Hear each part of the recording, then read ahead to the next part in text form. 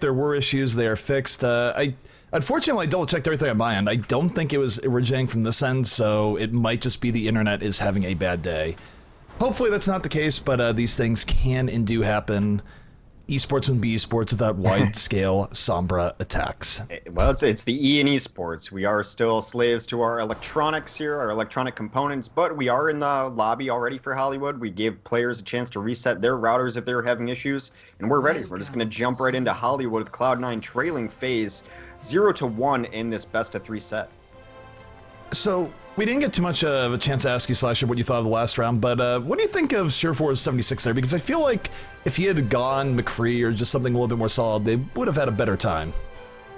Yeah, I think so too. I mean, we've seen Soldier be such a big, powerful force in the middle of Gibraltar that it's not necessarily a bad pick. Also, you're able to get to the hangar phase faster and get on top of the ship quicker, but dealing with a Reaper bubbled on top, you're pretty much always going to lose that one-on-one, and that was allowed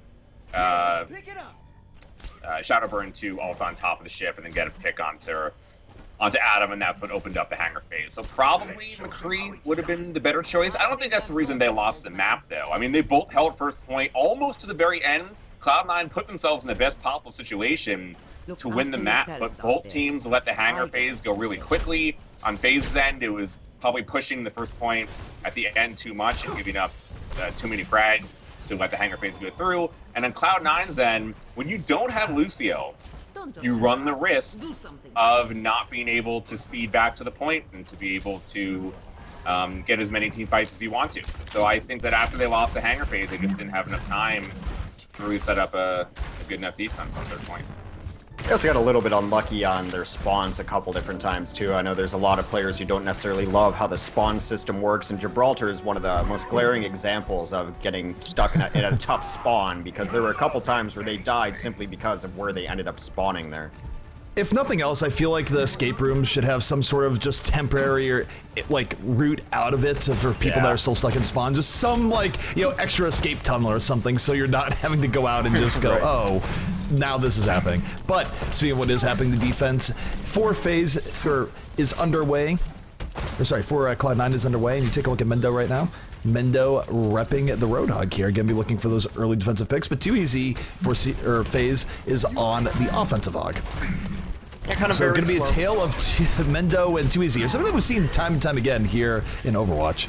Beautiful hook takes some Shadowburn, but he does get a really nice shield from Forsaken, who's been clutch on his allied shields throughout the last couple of days. Another hook from Mendo onto Too Easy is not going to find any purchase, as Factor Fiction is the first to die here. Both Roadhogs throwing up hooks, but it is more in favor of Faze right now. They've gotten a little bit more momentum here. They've been pushing C9 back, and C9, they're going to have a hard time bringing this back. Their best chance here, Adam has a nano boost up. He's going to be throwing it on Reinhardt, and here comes Rib, moving right in on... No, it didn't go on Rib. I don't know who actually got the nano boost there.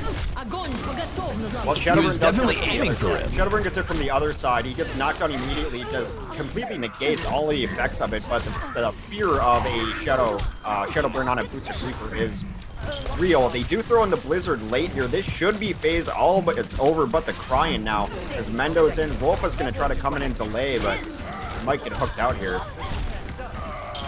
And that will be Faze taking the first point relatively quickly here against C9. And now, so he was definitely angling to put the nano boost on Rib. Who did the nano boost end up going on there?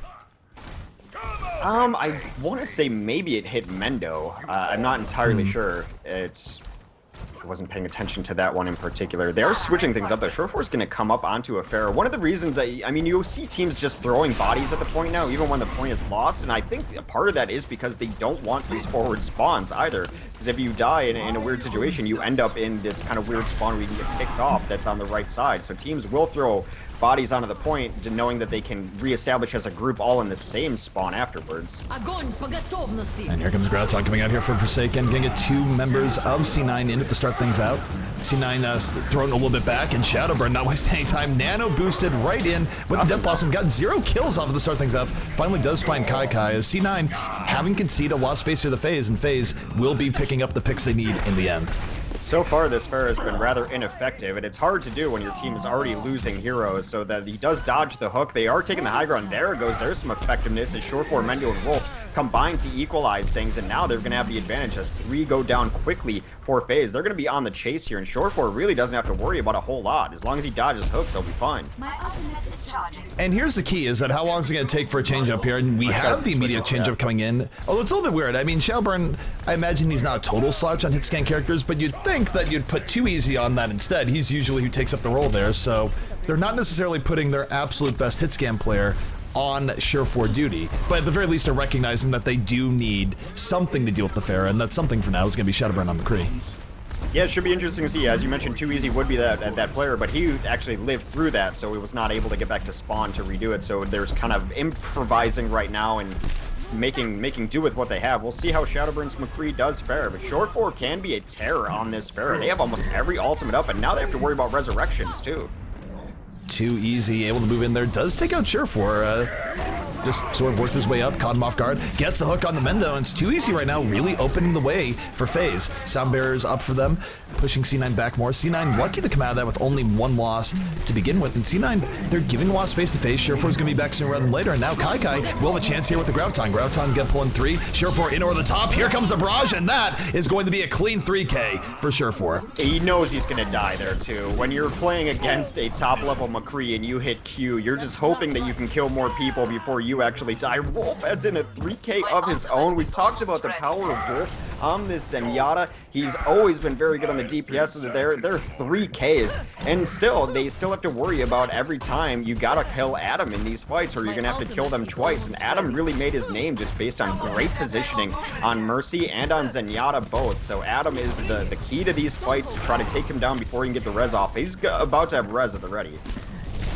One thing, by the way, just because I was monitoring the tech issues at the same time, so a little bit multitasking, but if people are selling stream issues, please let it be known chat-wise. Hopefully the restart fixes it. If not, like, there's nothing we can do, but just so you guys know, we were monitoring the problem. But taking a look here at the top, Faze, 4 ultimates in their ult bank right now. Forsaken holding on to that Graviturn, and Shadowburn go open things up here at the Deadeye. But while that goes on, Rockets falls, so both teams down to support. It's going to be 5v5.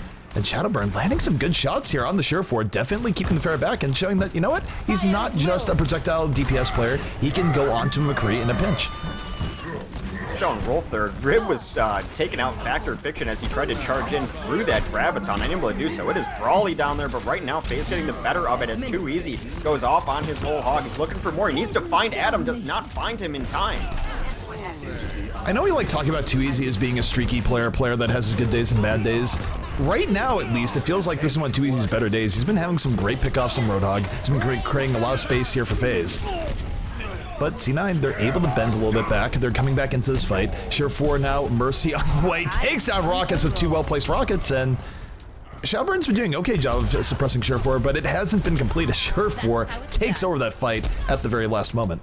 Well, that was a one fight for Faze if they found Adam. He was hiding just on the other side of the wall in the Pioneer Hotel. Not Too Easy, can't see through walls, but had he pivoted 90 degrees, they take out Adam and deny that res and probably get this point. So that is the power of this Mercy. They recognize the power of this Mercy. They're going to run their own combo now. Too Easy now onto the McCree to deal with it. Shadowburn takes up the mantle as his own Pharah, while Rockets will support him as Mercy. All right, and time's running out. Sure 4 just takes down Shadowburn with a beautiful rocket right to the gut. And the rest of C9 going to be piling on this Rib on the Grego. Sure 4 on the flank. 4 kills here from C9, and unfortunately for Factor Fiction, his team is dead all around him. Sure 4 got finished off with the barrage. Not even necessary towards the end, but his time is running out. Why not finish it out with style? I mean, you know, you have to deal with a Sure 4 and Adam. You have to do something. I know putting Shadowburn on McCree is the right answer to go to, but as you mentioned, he's not the hit scan player for Faze. I mean, you should be putting Too Easy on the hit scan. You should be going to Zen. Of course, Ana could be dealing with the Pharah, but if Ana's dealing with Pharah, then Ana's not healing as much, and Ana's focusing on trying to snipe his. And really, they weren't able to find Adam. Adam stays alive, res Sure 4 twice. They have no ability to get high ground or shut Sure 4 down. I will say, Shadowburn, you are sombering into the ether right now. I'm not sure if that's internet stuff. It's probably internet stuff given everything that's going on tonight. But I will touch on something you just brought up there, which is interesting because I agree is that even though Ana is a character that you'd look at and go, oh, you have an Ana, you have extra insurance against the Pharah. Yes and no. you do in the sense that you can focus on the Pharah and try and take her out and sort of work as another DPS, but if you're doing that as Ana, you're giving up a lot of her big healing throughput on your tanks, on the rest of your team, because of all the focus you have on the Pharah, so it doesn't come without a cost. Right. I feel like it's exemplary of a trend I've been seeing lately, and perhaps it's because Pharah was a bit out of the meta for a while, but when teams see a Pharah combo, they don't take it seriously enough. And that's from not switching to heroes correctly, not switching on time. I think if FaZe was taking that threat of the Pharah in the air very seriously, they rotate all the way back. You send Too Easy back and you put him onto McCree right away. They're like, oh, it'll be fine. We'll just run Shadowburn on the McCree and it'll be okay. And it wasn't. And I think that there's a lot of times where teams are like, well, we'll deal with it with just whatever we have. And you either have to completely prioritize the Pharah threat or ignore it completely. One or the other. This halfway in between stuff that teams are doing does not work out for them. And you can't simply let Shore4 go untouched throughout the air for the most time. Like, you can switch to your own combo, you can switch to a McCree, but I still feel in general teams are not taking the threat of the Pharah combo seriously enough. They definitely aren't, and you take a look at how this is starting out here. Shore4 again on the Pharah doesn't have to worry about too much on the defense. Shadowburn can throw some shurikens at him. Too Easy can grab him if he's not being super cautious, but other than that, Shore4 is relatively clear skies here, and this is going to be a problem here for FaZe as they try and defend this. Well, here comes Too Easy rotating up the stairs. He does this every single time on this map on defense. He loves coming up these stairs trying to catch someone off guard, but they do react to it in time, able to boost out of there. Still bloodless on this first battle. It's bloodless, but you take a look at C9, they're slowly getting better positioning as they rotate onto the point. Rib right now almost on top of it. Too Easy still looking for pickoffs, not able to get them yet. Ends up getting knocked down and isolated. So now at the 65, C9's in a much better position to push this in, as Shore4 will have one less threat that he even has to worry about. It doesn't matter what hero he's on. He always rotates up those stairs, always looks for picks. Now when it works, it looks brilliant. When it goes like that, he's putting his team in a bad position. He does it consistently on Hollywood defense. Teams have got to have picked up on this by now. He's moving in, and again, it's Factor Fiction still being a rock here for FaZe. Even as things are all going down, he's still able to get pickoffs, and Shore4, he's going to fall, but it's too little too late here for FaZe. They're just way outgunned, way outnumbered on the point, and for them, they're just going to have to back out and look for a better hold on second. And the upside for them is that they recognize it early, so they will be able to get on the rooftops on second and maybe get good positioning. But C9, they're not wasting time either in trying to contest this. Well, Pharah always gives you that great positional advantage, especially on a map like Hollywood. You can go in there right away and bring two heroes with you because you're going to have the Mercy able to get up there as well. So there's very few times where you're not going to be able to take at least first roof when you're running a combo and the other team is not. And Shore4 right now just content to lay in rocket after rocket, keep the backline of FaZe a little bit just disheveled here. They don't have a good answer for it. Yeah, I mean, they do have Too Easy on the McCree. Hasn't really pressured Shore4 too much yet. Nano Boost Genji coming into the backline. Yet to get a kill, just getting knocked around, but he does connect in the end. Picks up two, and is going to be looking for more, so C9 came close to deal with that Nano Genji, but not close enough. It's really hard to keep Shadowburn out under normal circumstances, let alone when he has a Nano Boost fueling him as well. Shadowburn's a player that you can't control. You can only hope to contain him. You're not going to be able to shut down Shadowburn's Genji for an entire round, so sometimes you just have to deal with, like, just eat it, just accept the fact that Shadowburn's going to do that to you, so they're not going to make any drastic changes around that either. They're going to continue to run the same thing. Barrage and Graviton coming together. It is a combo coming out from C9 to try and turn things back in their favor. It's not a bad response in FaZe, though. They take out Mendo in the midst of it. They don't lose everyone that's putting the Graviton. We'll see, though, as C9 still is applying the pressure. Shore4 looking for Raucus, will be taking him out, and just like that, C9 has bought themselves space in FaZe. It takes a while to run back from spawn here. They're going to have to contest this more towards the point than anything else, as C9 has the momentum to keep them pushed back. Talking about Shadowburn's elusiveness, you're not going to hit him with rockets. He just is a dancer on that Genji. They've been shooting at him for the last 10 seconds, not even come close to splash damaging him yet. Honestly, Genji versus Pharah is kind of a weird fight to begin with. Neither is really great at shooting the other, but Shore4 going in on Too Easy, not even caring about his counter, taking him out first, gets rid of the problem, looks for Raucus, picks up the double kill, and gonna go for the barrage on Fisher, ends up picking up 3. And still, as you look at this, they're so close to taking this map. C9 only needs a little bit more. Shadowburn must get another kill that actually takes this, but no, he will get taken out. The rest is going to come in from Adam, and C9 going to be taking Hollywood and evening up the series 1-1. Mentioned how Too Easy can be a bit of a streaky player. We saw the bad side of Too Easy there, from dying very early on his Roadhog to, you know, he was the big threat for Pharah for the most part. He switched onto his McCree. He had 2 lives where he got very little done, tried a Deadeye, ended up falling down and getting Earth Shattered. There came out late with no support or assistance and got bodied immediately by Shore4's rockets, and then Shore4, knowing he just killed his biggest threat, continues to fly unhindered, nails another barrage. Too Easy, not the greatest round for him. I'm sure he would agree.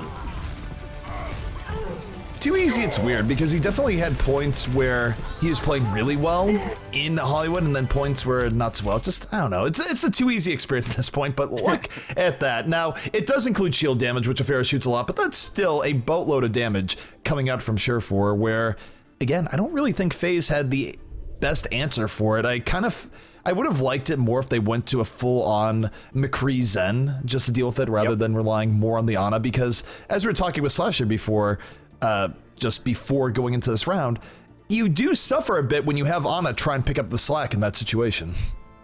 Yeah, I mean, I've got to agree. You saw Rockets going on to Zen at the end of Gibraltar just to be able to deal with Shore4 on Genji. Why not take that same premise into the Pharah Mercy here? Because you're not only dealing with the Pharah on the Zen, you're also being able to discord Mercy when, if everyone doesn't remember, Find the Mercy was a meta for like 3 months, and Mercy being able to hide inside the green room was one of the big reasons that they were able to hold on that second point for Cloud9. So I do not think the Faze really addressed the Pharah Mercy problem as much as they can, and if you're Cloud9, you go with that approach a little bit.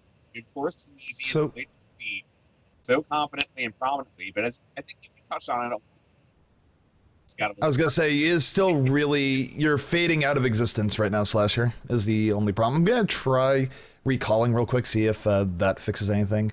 Actually, Hex, can you end the call and recall? Just, I don't know, internet things. Hey, why not? All right.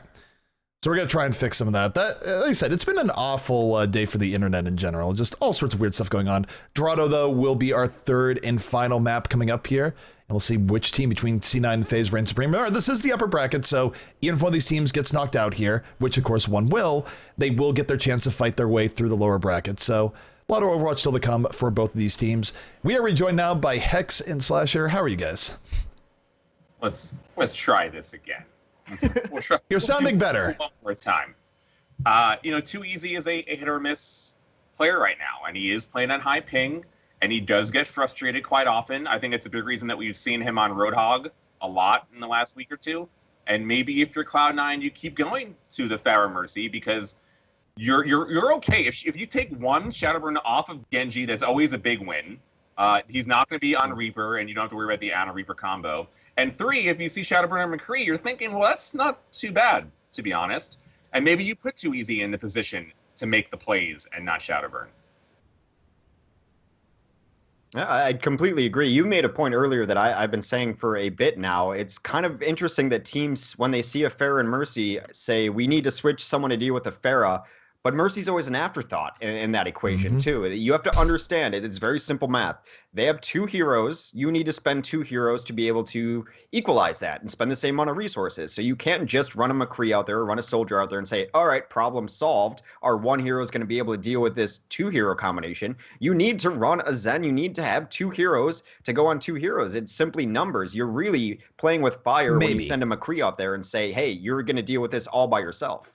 So I will say I think there's a caveat there where I don't think teams are as willing to go to this because, well, it's a lot of reasons. It's been out of the meta for one and all the rest. But I think if you're running McCree, you're absolutely right. You do need to throw Zen out there with McCree or at least give the McCree a lot of TLC as far as healing goes. Otherwise, the McCree will get outpoked by the Pharah and will end up dying despite some of his natural advantages in that matchup. The other option that teams have really been hesitant to go to, but really might be quite good is, what about running a Widow in those situations where the Widow, obviously if the Pharah is up in the sky with the Mercy, neither of them are getting protected by shields. Those are open sightline shots that a Widowmaker could in theory be taking to take those people out. And there was a time in Overwatch history where, granted Widow was more powerful back then, people would go to Widow in an instant. People still aren't all that comfortable about snap picking Widow to deal with something like a Pharah, although you don't even see Pharah all that much now until really the last few weeks of tournament play. I think you may have seen it even on defense there from Faze had they not gotten pushed so far back after that that first push. The problem was they weren't even able to get out of their spawn because Shore4 was so far ahead, so you really never would be able to get in a position as a Pharah. But that map is neither here nor there. This is a map we've seen a little bit of Pharah on, so Rib's going to stay up here and protect his buddy who gets slept. They need to bail out of there pretty soon here. They do indeed. Shadowburn applying the pressure early on. Again, you take a look at a Genji's goal in these sorts of situations. The main thing is building ultimate up as much as possible. Shadowburn, one of the few Genjis that can get pickoffs out of nothing without an ultimate, but still very deadly when he gets the ult up. And any Genji poke, you have to realize, even if it gets healed up, you are feeding the Genji to something worse. So that is Shadowburn's main prerogative here as he space jumps off into the right. So they are going to try to rotate around 2 stairs. Mendo is on the stairs duty watching. The wall does come in pretty late. Forsaken finds himself in a bad position, though, as he's going to get frozen, hooked, and killed. Mendo with that first pick off on the Forsaken, but Shadowburn too easy, coming right in. Shadowburn off the flank, too easy from the front. It's 2 kills here from Faze, and Shadowburn just leisurely laying in the damage of Mendo, building up his ultimate. The tanks for C9 are all out of sorts right now, and this is looking very good for Faze on their first Dorado push. Yeah, that's a ton of kills from Too Easy and Shadowburn, who DPS going off, and even though Raucus got frozen, it was very much too late to be able to capitalize on that. First push looking really good, and second push is in position to be really well done as well, because they're going to have every ult at the ready here, aside from Graviton, but everything else about ready to go. Is going to be ready to go, and the one thing that Shadowburn will have to watch out for now, Share4 is on McCree. That's a case where, in terms of matchup, Share4 can definitely shut down most of your Genjis in the game, so Shadowburn will have to be careful of it. But if he gets supported here with the Nano Boost, it's still going to be a tough nut for C9 the Crack, and that's very likely where this is heading into Nano Boost Dragon Blade. And there it goes. Shadowburn is going in, has Nano Boost, takes out 2 immediately, deleting them off the map, looking for more, has the 3K, not yet sated, and this is going to be a whole lot of extra momentum coming in from the side of Faze. The position he gets himself into so quickly, he's dueling in the back lines. Shore4 does How take did out Shadowburn. Share4 not die there? I mean, it's still, Faze still gonna be able to push this up, but oh my goodness. He gets in there so quickly. He just hit Q, just got the boost, and then in one swipe with the sword took out both supports in the back line. Too Easy. It's a little bit aggressive over there in the back lines on Tracer. But yeah, you cannot say enough about Shadowburn's Genji. You simply can't. The way he uses positioning, the quickness in which he strikes, it seems to catch teams off guard. It absolutely does, and there's not a lot of margin for error there in dealing with a Genji that's hyper fast, doing lots of damage, and has Dragon Blade out. It's very difficult to deal with. I think one of the few ways of dealing with it, aside from a Miracle Sleep Dart, would be just holding your Earth Shatter for it, but Earth Shatter takes a while to build up. You're not always going to have it. Share4, though, doing a good job of just maintaining high ground here for C9. Picks off Too Easy early, does a lot of damage to Shadowburn. Soundbearer comes out pretty late here from Faze, and Share4, not to be denied with the Deadeye, picks up an extra 2. And this is going to be a full hold here from C9, where, again, Share4's positioning and patience really paying off. Similar to when we see Shadowburn on the Genji is the games that Faze looks best in. The games that Cloud9 has looked best in over the last few days has been Shore4 on the McCree. He's showing you why. He won a duel he almost had no business winning in the backlines not too long ago, and then getting a quality Deadeye, which are somewhat rare at the highest level of Overwatch right now. However, they are going to have another Dragon Blade up, and a Graviton into Dragon Blade is something we don't necessarily see that much anymore, but you can really do a ton of damage to a team you hit that combo. Absolutely. Everyone that's taking the Graviton will almost certainly die. Shadowburn, though, going in, and oh my goodness! Share4, the immediate shutdown, having none of Shadowburn shenanigans, and just like that, those 2 ultimates for the side of Faze not going to do what they're looking for, and it's a big opening here for C9 to take control once more. Shore4 is playing so well on this McCree, and I think that is one of the strongest answers to pretty much everything that Shadowburn has in his arsenal. He plays a Genji, he plays a Reaper. McCree's a pretty solid answer to both, as long as you're not getting your flashbang deflected at you. A player like Shore4 knows how to work around that. Too Easy, recognizing that his Winston play is not necessarily getting them what they need done, is going to switch on the McCree, and all the tactics are changing as Shadowburn switches off the Genji onto that aforementioned Reaper. They're not going to be trying to take this high ground anymore. I think they're going to try to sneak around right side, knowing that their angles have not been working out all that well. Too Easy gets the memo late, is going to be late to join his team. Well, I think the clear thing here is that they do have to get on Share4. He has to be priority number 1. Easier said than done when he has the ability to just land a good flashbang and take you out for diving on him. But still, he's been the one that has just been stymieing these pushes more so than anything else. Just shutting down Shadowburn to the point that Shadowburn isn't even on Genji anymore. That's how terrifying it's been, and Share 4 get opened up with the Deadeye. Rest of C9 applying pressure as a result, and FaZe has to be really careful with how they pull out of this building here. They will have nano boost on someone, but not a whole lot else. I mean, maybe give the game to Factor Fiction. That's what they're doing. Nano boost on the Factor Fiction. Has Earth Shot ready. Ends up getting countered here as C9 picks up 2 quick kills.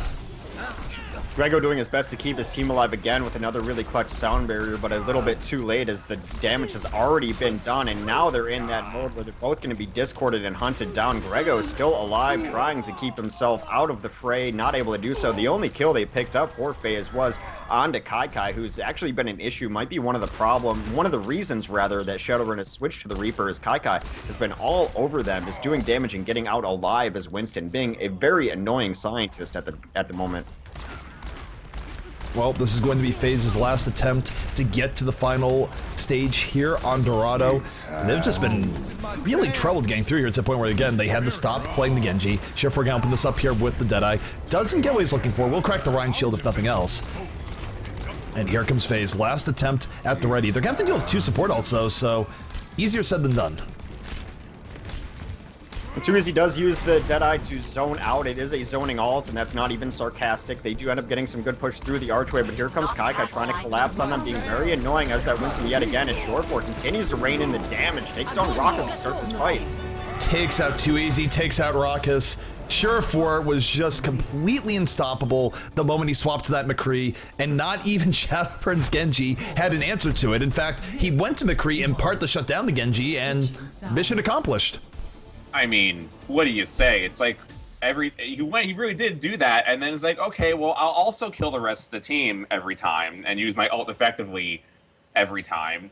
And once they got control of Bridge, it's just so difficult for FaZe really to regain any of that. And I think kind of the unsung heroes, we haven't talked a whole lot about the tank play, but really Kai and Winston was being so difficult for Cloud9 to get any of the space and control, especially of high ground. And Rib has been playing a fantastic game for Cloud9, really making himself into the team. So you're gonna have to tell me here, just I'm still checking chat to make sure there's no crazy tech issues going on. And everyone's just saying casting question mark. Yeah. I don't understand. Well, you know, you gave an appreciation thread to our good friend Uncle Swag, so I have faith that if something's actually going wrong, that he will be a kind person and whisper us that something's going wrong. Till then, I leave chat in Uncle Swag's very capable hands and just always assume that it's a bit trolling. Yeah, that's just the most random thing to see. Like, Cassie is like, wait, what? Like, what happened? I don't think anything happened. In any case, though, C9 well positioned now to move this forward, take Dorado, and move forward to the upper bracket final. And you take a look at what they're going to be running here on the offense. Sure4 on the Pharah. He's going to see if FaZe actually has anything that can deal with this. They will put Too Easy on the McCree, but with no Zenyatta in sight, I'm not sure this is going to be as effective as FaZe might want in dealing with this. Raucus does change last second to Zenyatta, though, so it looks like they do have the tools and the kit to be able to deal with this. Now, they actually have kind of an overabundance of tools, because Shadowburn should be able to at least chip in on Shore4 as well. But my big question with Shadowburn's Mei yesterday is his damage output where the other Meis in the game are. His walls and blizzards were just fine, but I felt like his damage output on Mei was a little bit lacking. We'll see if he can redeem himself here. All right, so Adam's going to be attached to Share4 here. And just normal poke going in. He's not going for any crazy fair flank as we've seen from time to time. Right now, he's just interested in clearing open the archway. And for now, it's successful. It pushes Reinhardt back. It's clearing out space. And C9 just taking their time in how they open this up. Something a lot of newer Pharah players underestimate is that you don't have to really be in the sky the entire time. That rocket launcher is really good for clearing through chokes. Just imagine it as a Junkrat projectile that just goes in a straight line, and you can stay on the ground. Oh wow, Too Easy. Does that, makes it known that he is ready to take down Short4. Wow. Well, Raucus did swap to that Zen, no longer on the Ana, and yeah. Look at this. Sure4 says immediately, nope, I'm out. Goes to the McCree, is not going to run Pharah versus McCree Zen. That was the breaking point. So now, if you're watching this and looking at game film for how to deal with Sure4's Pharah, you switch to this composition to make him get off it. Not a full cure-all if you're not running it to begin with, but at least for now it has bought Faze a pretty good early defense here. Yeah, that was kind of just throwing bodies there so that they could get the resurrection off, but it might end up backfiring and feed a bunch of ults because they've just gotten 4 kills off of that strategy because they were forced to stay on to the Mercy. I think Adam's going to be switching the first chance he gets, but maybe he should have switched before. Trying to get value out of that resurrection completely backfired. It absolutely did backfire, and you take a look at this now, Faze with a good chance of turning the table. There's only 2 minutes and 15 seconds left here for C9. They don't have a hole on their ult bank. I mean, they're going to have a Graviton up soon, but there's 2 support ults up here for Faze. Faze is very much in the driver's seat here, and for C9, now they're putting their faith in Sureforce Hanzo, hoping they can get a pick off to try and even things out, because even if you're at an ult disadvantage, if you can start the fight 65, that's a big deal. It's going to come down to these tank ultimates because the tanks are the only people on Cloud9 who haven't switched throughout this game. So they're going to have their ultimates at the ready. Mendo, Kai, Rib, all about to have those giant, enormous, impactful tank ultimates up. So can they get some value done on those is going to be the big question. A nice hook, but Shadowburn able to stay alive out of it. Short4 gets that entry kill you were talking about. And that's a big deal. Grego was holding on to a sound barrier, so not only are they down 1, they're down a key ultimate. Kai got moved with the Graviton, pulls in 3 people. Icefall going to be a big part of saving some degree of damage there, but the nano boost in, Rib fully all in, moving to the back line here at Faze, and C9 finally getting what they were looking for. They were one piece away from keeping that whole team alive, and that happened to be the sound barrier that they were lacking. They got Transcend up, they got the wall up, really nice to negate a lot of that damage. Had they had the shields, you probably keep a couple more people alive there. That is the impact of Sureforce Hanzo with that entry kill on Grego. Former Cloud9 Grego knows how deadly Short4 can be, felt it firsthand there. If Grego were still alive in that push, it's a completely different push. I think Faze ends up holding that, but because Grego got picked early, didn't happen. And let me just tell you, by the way, in the back of my head, it is so terrible here because Grego was on C9 for the longest time, Mendo was on Faze. Saying the right teams, it's rough right now, let me tell you. But let's like to take a look at Sureforce. He's going to use the dragon here, and that dragon comes from below, just devours too easy, opens up a big opportunity right now for C9, 65. Factor Fiction, though, firing right back, and Factor Fiction, again, still being the rock here for Faze, ends up setting up for 2 kills, and it's going to let them hold from what was a quick early pick from Sureforce. Forsaken on the cleanup crew gets 3 kills late, but I will give some credit also to Rock as his discords have been all over the place, just kind of firing them everywhere that they need to be. Now they're in a really good position here on their defensive hold. They're going to be able to rotate up to high ground exactly where you want to be. There's not going to be the dragon to knock them off the cliff this time. A couple support ults up for both teams, but they got to watch, as always, going to be Shadowburn. Can he get it done without the Ana boost as they've had to rotate onto the Zenyatta? Well, before Ana was put into the game, Shadowburn was known for doing all sorts of work on Genji, so I think you'll be okay switching the hard mode for a little bit. It's still a big threat here, the C9. Unfortunately, though, for him, he's still dealing with the McCree, so... And not just any McCree, Sureforce McCree. So he has to be careful about his approach. I think really he needs to make sure he goes in on Sureforce first and foremost, takes him out the first few slices and goes from there, but he's going to get knocked to the ground instead. Rib says, welcome to the turf. And unfortunately, though, for C9, they're not able to take out Sureforce or Shadowburn right away. And this is going to open Shadowburn to go for the Dragon Blade. Very late. I was going to say, go for the backline, but this is weird target selection coming out from him. Not at all what you want to look for. Sureforce takes him out, takes advantage of the confusion, and as a result, C9 will get to the final point, and that is going to be it. And that was a strange final fight in many respects. A little bit strange. I mean, desperation from Shadowburn having to bust out that ultimate, but he did it after 3 had already died. As you mentioned, the target selection was a little bit strange as well. He's just not been able to get as much done when Short4's been on this McCree anyway, despite this play of the game, despite his best efforts. Take a look at this play of the game from Shadowburn, and yeah, it was rough, and this is where he got the double kill with the Dragon Blade Nano Boost. What you're not going to see here is he runs in the Sureforce towards the end of it and still gets bopped. So, yeah. So quick. He just got so quickly to the back line, dashing through everyone, taking out both supports with one swipe. I mean, that is kind of partially why Ana boost on him is good. Not only the survivability, but getting that extra speed is a big deal. It really is. And Slasher, what thoughts do you have on that game and what we just saw coming out here from C9? In particular, the crazy dominance going out from Sureforce on that McCree. You know, we actually haven't talked about him a whole lot this series, but after a slow start, I think Mendo had a really big game 2, game 3. of this series. The hooks weren't really working for him so much on Gibraltar, but definitely here on Dorado and on the last map, he's been able to make things work. Between Roadhog and Zarya, he's really been able to shut down the core of the C9 team. I think especially because Forsaken has been playing Zen and the last like 2 months with Lucio, and him not really playing a whole ton of Zarya. We saw some mistakes even yesterday from Forsaken with his Zarya play and his Zarya ult usage. I think just even though Mendo hasn't himself probably played a whole lot of tanks, I think the synergy of him and Kai and Rib is just a little bit better than the Faze core right now. And I think that because DPS players are kind of tight together in terms of skill, that was probably the edge for me and why Cloud9 was able to take it. So, for those who are just wondering what we're